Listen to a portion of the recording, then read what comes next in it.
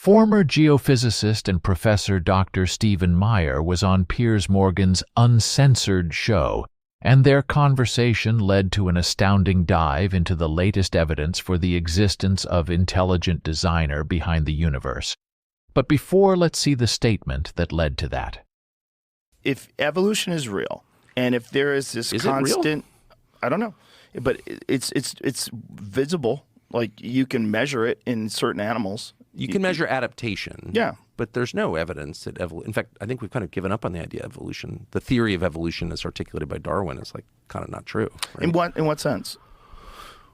Well, in the most basic sense, the idea that, all life emerged from a single cell organism and over time, and there would be a fossil record of that, and there's not. Before he answers if this topic interests you, consider subscribing and share the video so it will be recommended to other people, and feel free to share your comments and thoughts. Big question for all atheists, is okay, you don't believe in God, but what was there before the Big Bang, before this all started? In other words, what was there before supposedly nothing? What is nothing?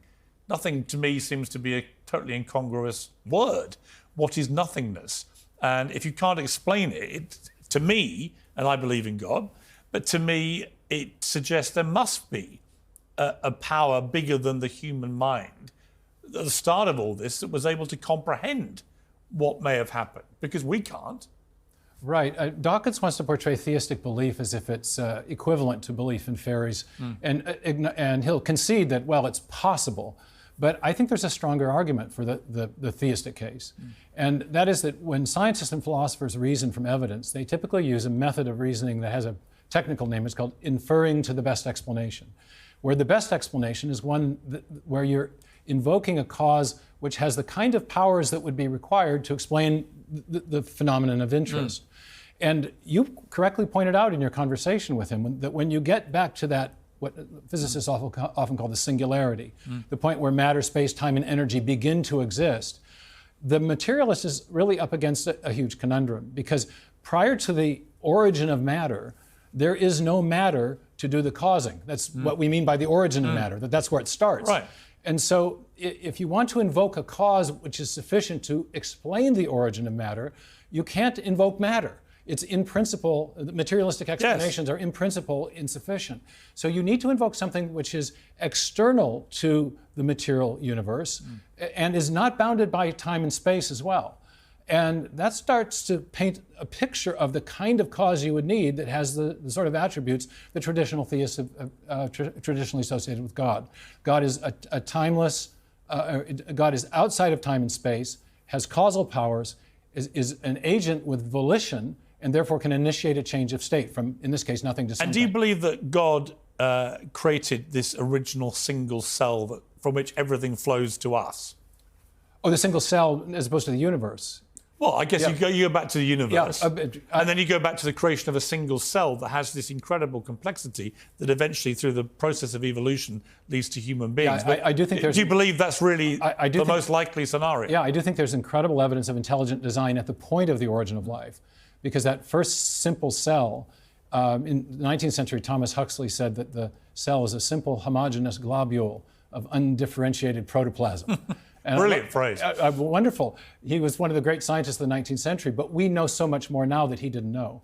And what we now know is that inside even the simplest cell, we have digital nanotechnology. We have the information stored in the DNA.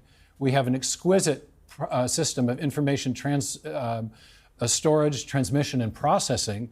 And that information is being used to build protein machines and other even more complex nanomachinery inside the cell. So it's a sort of automated factory run by digital information. People didn't know about that in the early 19th century. But do you believe, like I said, originally there's just one single solitary cell that's created? Well, right. Presumably that's where... Is that what you think? I do think there was an original cell that was created. Because the theory of evolution says the journey from single cell to the full complexity of life on Earth and so on happened by random trial and error.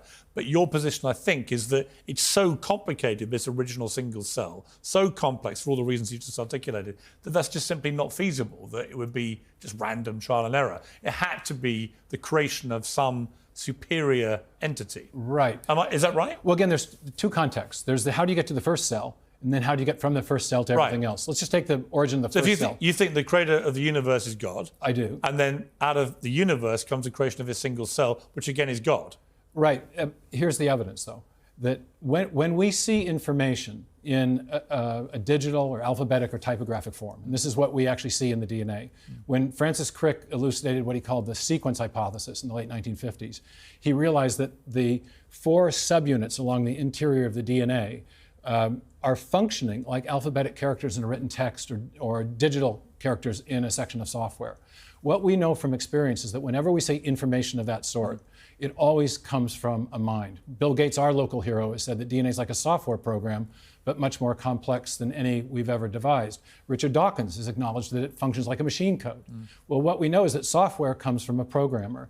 And in fact, whenever we see information of that kind, whether it's in a software program or a hieroglyphic inscription or a paragraph in a book, it always arises from a mind, not a material process. To further elaborate that point, Dr. Frank Turek also nails it perfectly as an atheist challenges intelligent design as an evidence of a creator of the cosmos. You see this?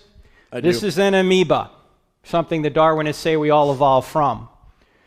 And notice an ancestor of the amoeba. Yeah. Now notice it doesn't say made by Yahweh or made by natural forces on it, right? Yes. So always the scientist is going to have to make an interpretation.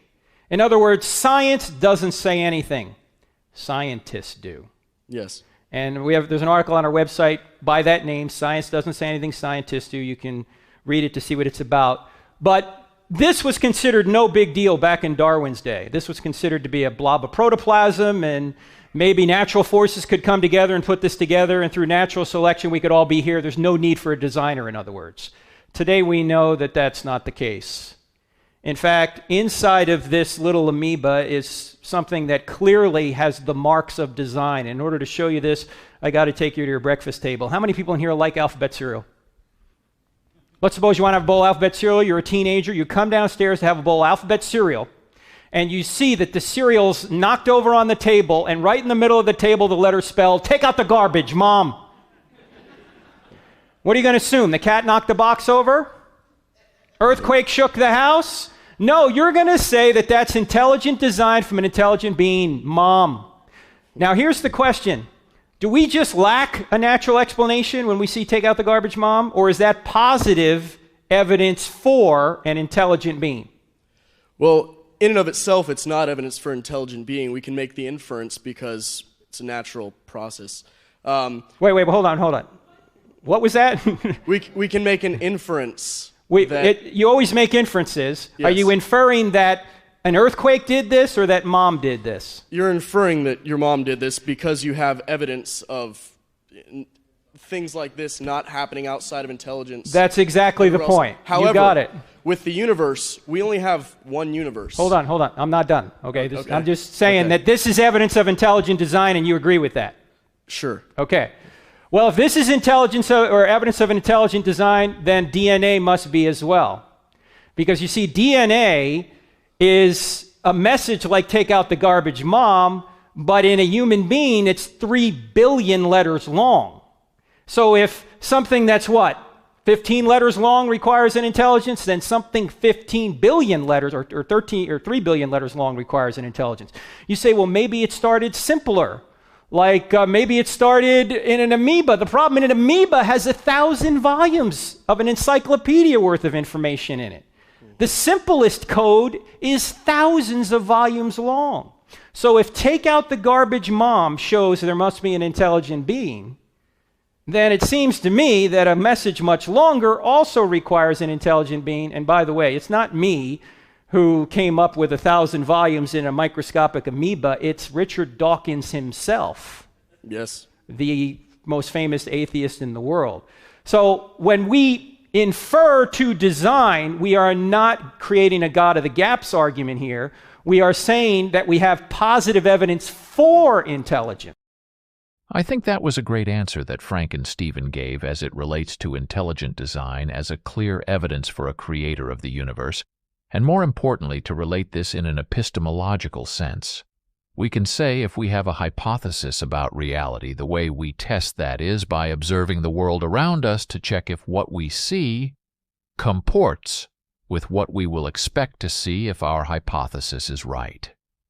And in this case, from our own repeated experiments and experiences, it is crystal clear that any time we see a design, be it a software code or experiment in a lab, it took a mind to execute that task, and never once does it come about by chance. The links to both videos will be linked down below. Check it out for a full context. See you in the next video.